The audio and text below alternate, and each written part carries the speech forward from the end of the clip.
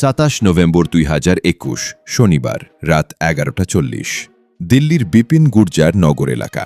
একটি সাদা শার্ট পরে ঘর থেকে বেরিয়ে যান দিল্লি পুলিশের কনস্টেবল নিতিন যাদব। স্ত্রী পুনমকে বলেন 2 মিনিটেই আসছি, কিন্তু সেই 2 মিনিট শেষ হয়নি। নিতিন আর কখনো ফিরে আসেননি। পরের দিন সকালে ফোন পেয়ে চমকে যান তার সহকর্মীরা। নিতিনের মোবাইলের শেষ লোকেশন পাওয়া যায় গাজিয়াবাদের এক নির্জন ফ্ল্যাটে। সেখানে গিয়ে পুলিশ দেখে ফ্ল্যাটের ভেতরের দেয়ালে ছড়ানো রক্ত, কিন্তু কোনো লাশ নেই। জানলার কাছে পড়ে আছে নিতিনের রক্তমাখা জ্যাকেট এবং একটি ভাঙা মোবাইল ফোন। পুলিশ ফাইল বন্ধ করে দেয়, বলে এটা আত্মহত্যা। কিন্তু প্রশ্ন থেকে যায়, যদি আত্মহত্যা হয় লাশ গেল কোথায়? কেন রক্তের পরিমাণ এত বেশি যে ঘরের মেঝে ভিজে গিয়েছিল? আর কেন কনস্টেবলের মৃত্যুর 24 ঘন্টার মধ্যেই দিল্লি পুলিশের স্পেশাল টিম ঘটনাস্থল পরিষ্কার করে ফেলে? একটি গোপন ভিডিও পরে ভাইরাল হয়। সেই ভিডিওতে দেখা যায় রাত 11:45 নিতিনকে জোর করে একটি সাদা মারুতি সুয়াজি গাড়িতে তুলে নিয়ে যাওয়া হচ্ছে। গাড়ির নম্বর প্লেটে লেখা DLXCQ 1575। কিন্তু পুলিশের রিপোর্টে বলা হয় নিতিন একা হেঁটেই গিয়েছিলেন। মিথ্যে কেন বলা হলো? লাশ কোথায়? আর কেন এই মামলায় কোনো সাংবাদিক প্রবেশ করতে পারে না?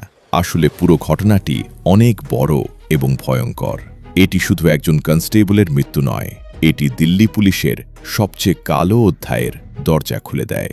নিতিন যাদব ছিলেন দিল্লি পুলিশের অপারেশন শাখার কনস্টেবল, অর্থাৎ যারা হাই প্রোফাইল অপরাধীদের ধরতে অভিযান চালান।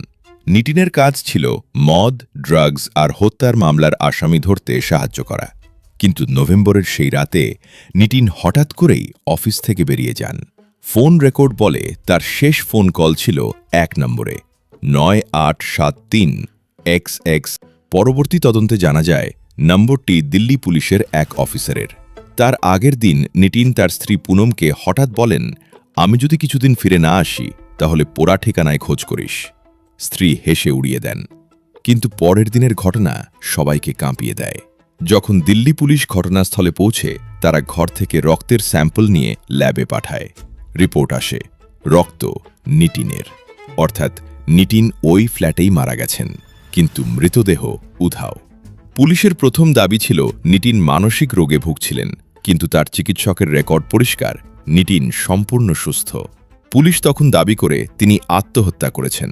আত্মহত্যার কোনো সুইসাইড নোট বা কোনো কারণও খুঁজে পাওয়া যায়নি। একটি স্থানীয় মিডিয়া হাউস ফাঁস করে অডিও রেকর্ডিং, যেখানে দিল্লি পুলিশের সিনিয়র অফিসার বলছেন, মামলাটি দ্রুত বন্ধ করে দিন। উপরের নির্দেশ। উপরের নির্দেশ কার? কে চায় নিতিনের মৃত্যু চাপা পড়ে যাক? এখন আসা যাক রহস্যের সবচেয়ে ভয়ানক অংশে। নিতিন যাদব নিখোঁজ হওয়ার মাত্র 12 ঘন্টা পরেই দিল্লি পুলিশের স্পেশাল সেল ঘটনাস্থল পরিষ্কার করতে শুরু করে। ফ্ল্যাটের ভেতরের সব রক্ত ধুয়ে ফেলা হয়, দেওয়ালে নতুন রং করা হয়। ওই ভবনের সিসি ক্যামেরার ফুটেজ জব্দ করে নিয়ে যাওয়া হয়। কয়েকজন স্থানীয় বাসিন্দা সাংবাদিকদের বলেন, সেদিন রাতে তারা বিকট চিৎকার শুনতে পেয়েছিলেন। একজন বৃদ্ধা জানান, আমি চিৎকার শুনে বারান্দায় গিয়েছিলাম, দেখলাম 3 জন পুরুষ একজনকে মারছে, তারপর গাড়িতে তুলে নিয়ে চলে গেল। 3 জন পুরুষের মধ্যে একজন পুলিশের ইউনিফর্ম পরেছিলেন, অন্য 2 জন সিভিল ড্রেসে। ঘটনার পর দিল্লি পুলিশ দাবি করে ওই এলাকায় কোনো পুলিশ সদস্য নিয়োজিত ছিল না, কিন্তু গুগল লোকেশন রেকর্ড প্রকাশ করে নিতিন নিখোঁজ হওয়ার সময় ওই ফ্ল্যাটের ভেতরে 2টি পুলিশের ফোন অ্যাক্টিভ ছিল। কেন পুলিশের সদস্যরা গভীর রাতে একটি নির্জন ফ্ল্যাটে ছিলেন? নিতিন সেখানে কেন গিয়েছিলেন? কে বা কারা তাকে ডেকে পাঠিয়েছিল? আরেকটি বোমা ফাটে যখন নিতিনের বড় ভাই সন্দীপ যাদব দিল্লি হাইকোর্টে একটি রিট পিটিশন দায়ের করেন। পিটিশনে অভিযোগ করা হয় দিল্লি পুলিশ ইচ্ছাকৃতভাবে তদন্তে বাধা দিচ্ছে এবং কয়েকজন উচ্চপদস্থ আধিকারিক জড়িত। আদালত মামলা গ্রহণ করে, কিন্তু পরবর্তী শুনানির আগেই ম্যাজিস্ট্রেট একটি কনফিডেন্সিয়াল রিপোর্ট জমা দেন, যেখানে বলা হয় নিতিন যাদব আর বেঁচে নেই এবং তার মৃত্যুতে কোনো ফৌজদারি অপরাধ নেই। একজন মানুষ খুন হয়েছেন, কিন্তু ফৌজদারি অপরাধ নেই, কিভাবে সম্ভব?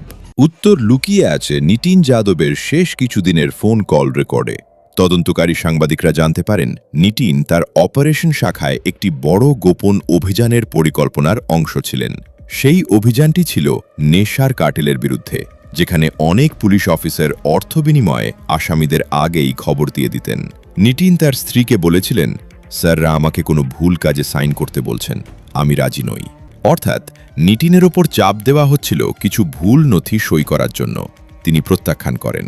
এর কিছুদিন পরই নিটিনের ফোনে হঠাৎ অদ্ভুত কল আসতে থাকে। রাত 3টে, 3:30, অচেনা নম্বর।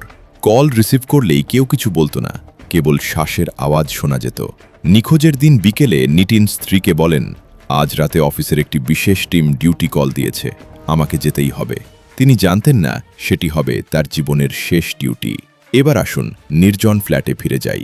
ফরেনসিক রিপোর্ট অনুযায়ী রক্তের পরিমাণ এতটাই বেশি ছিল যে একজন মানুষ মারা যাওয়ার পর এত রক্ত বের হতে পারে না যদি না সেখানে কোনো অস্ত্র বা ব্লেড ব্যবহার করা হয়। দেহে কাটার চিহ্ন পাওয়া গেছে। কেউ নিটিনের শরীরের অংশগুলো কেটে আলাদা করেছে। একজন রহস্য সমাধানকারী ব্লগার পরে ফাঁস করে, যে ফ্ল্যাটের ম্যানহোল পরীক্ষা করা হয় সেখানে মানব মাংস ও হাড়ের টুকরো পাওয়া গেছে। আর ওই ম্যানহোলটি দিয়ে যাওয়া ড্রেনেজ লাইন সরাসরি গাজিয়াবাদের এক বস্তিতে গিয়ে পড়ে। পুলিশ ওই ম্যানহোল খুললেই সব সত্য বেরিয়ে আসত, কিন্তু পুলিশের নির্দেশ ছিল ম্যানহোল একেবারে খোলা যাবে না। এখন পর্যন্ত প্রশ্ন হলো, কেন দিল্লি পুলিশ এত জোরে মামলা চাপা দিতে চায়? নিটিন যাদব মাত্র একজন কনস্টেবল, তাকে সরিয়ে দিলে কি এমন বড় লুকানোর থাকে? উত্তর মেলে নিটিনের একটি অডিও রেকর্ডিং থেকে, যা তার স্ত্রী গোপনে করে রেখেছিলেন। সেখানে নিটিন বলছেন, দিল্লি পুলিশের অপারেশন শাখায় 3 জন সিনিয়র অফিসার মিলে ড্রাগস মাফিয়ার সাথে ডিল করে। তারা প্রতি মাসে 20 থেকে 30 লাখ টাকা নেয় মাদক কারবারিদের ছেড়ে দেওয়ার বিনিময়ে। আমি প্রমাণ জোগাড় করে ফেলেছি, তারা জানে যে আমি এটা উপরের কাউকে জানাবো। এরপর নিটিন নাম করে 3 জন অফিসারের কথা বলেন। তাদের মধ্যে একজন বর্তমানে দিল্লি পুলিশের ডিসিপি পদে আসীন। অর্থাৎ মাদক মাফিয়া ও দিল্লি পুলিশের একটি অংশ একসঙ্গে কাজ করছিল। নিটিন সেই চক্রের ছবি তুলতে সক্ষম হন। নিখোঁজের 2 দিন আগে নিটিন একজন সাংবাদিকের সাথে দেখা করতে চেয়েছিলেন, কিন্তু তার আগেই সে রাত এলো। একটি স্বাধীন তদন্ত টিম দাবি করে নিটিনকে ওই ফ্ল্যাটে ডেকে পাঠানো হয় আলোচনার নামে। সেখানে তাকে শেষ সতর্কবার্তা দেওয়া হয়, চুপ থাকো নয়তো মরবে। নিটিন রাজি না হলে তাকে নির্মমভাবে খুন করা হয় এবং দেহের টুকরোগুলো ড্রেনেজ লাইনের মাধ্যমে ভাগাড়ে ফেলে দেওয়া হয়। এখনও পর্যন্ত নিটিনের কোনো হাড় বা পোশাকের সন্ধান মেলেনি। মামলাটির সিবিআই তদন্তের দাবি জানিয়েছেন নিটিনের পরিবার, কিন্তু দিল্লি পুলিশের বিরুদ্ধে সিবিআই তদন্তের অনুমতি দিতে কেন্দ্রীয় সরকার 2 বছর ধরে রাজি নয়। প্রশ্ন হল, কেন কেন্দ্র সরকার চায় না এই মামলা খোলা হোক? শেষ পর্বে আসা যাক সবচেয়ে চমকপ্রদ তথ্যে। 2023 সালের মে মাসে একটি বেসরকারি ফরেনসিক ল্যাব নিটিনের ফোনের ডাটা রিকভার করে। সেখানে পাওয়া যায় একটি এনক্রিপ্টেড ভিডিও ফাইল। ভিডিওতে দেখা যায় নিটিনের ফোনের ভয়েস রেকর্ডারে ক্যাপচার হওয়া কথোপকথন, যেখানে একজন পুলিশ অফিসার বলছেন, নিটিন, তুমি যদি এটা রেকর্ড করে থাকো তাহলে তোমার শেষ হয়ে যাবে। তুমি বুঝতে পারছো না কার সাথে লড়াই করতে যাচ্ছ। এর পরের ফ্রেমে নিটিনের নিজের কণ্ঠে বলা, আমার আর সময় নেই, যদি আমি নিখোঁজ হয়ে যাই তাহলে বুঝবে আমি মৃত। দয়া করে এই ফাইলটি আমার পরিবারকে পৌঁছে দিও। এখন পর্যন্ত কেউ জানে না এই ফাইলটি কিভাবে বেরিয়ে এলো। এটি কি আসল নাকি নকল? দিল্লি পুলিশ তাৎক্ষণিকভাবে বলে, গভীর নকল ভিডিও, তদন্তের প্রয়োজন নেই। কিন্তু সত্যি কি তাই? তাহলে কেন দিল্লি হাইকোর্টের বিচারপতি 2024 সালের জানুয়ারিতে মন্তব্য করেন, এই মামলায় পুলিশের ভূমিকা অন্ধকারাচ্ছন্ন। একজন মানুষ নিখোঁজ হয়েছে, লাশ নেই, অথচ মামলা বন্ধ করে দেওয়া হয়েছে। এটা গণতন্ত্রের জন্য লজ্জাজনক। নিটিন যাদবের মা রোজ দিল্লির ইন্দিরা গান্ধী আন্তর্জাতিক বিমানবন্দরের সামনে বসেন। তিনি বলেন, আমার ছেলের লাশ না পাওয়া পর্যন্ত আমি অনশন করব। কিন্তু এখনও পর্যন্ত কোনো পুলিশ অফিসার গ্রেফতার হয়নি, কোনো মামলা পুনরায় খোলা হয়নি। শুধু একটি কনস্টেবলের অকাল মৃত্যু অন্ধকারে ঢাকা পড়ে গেছে। আজও নিটিন যাদবের ভূত সেদিনের সেই নির্জন ফ্ল্যাটে ঘুরতে দেখা যায় বলে স্থানীয়দের দাবি। আর রাত নামলেই ওই ফ্ল্যাট থেকে ভেসে আসে একটি আওয়াজ, আমি ফিরব, আমি সব সত্য বের করব। কিন্তু সত্য বের করবে কে? পুলিশ নাকি সময়? যদি আপনি জানেন আরও কিছু তাহলে কমেন্টে জানান। আর চ্যানেলটি সাবস্ক্রাইব করে রাখুন, কারণ শুধু নিটিন যাদব নন, আরও অনেক অমীমাংসিত রহস্য আমরা সামনে আনব।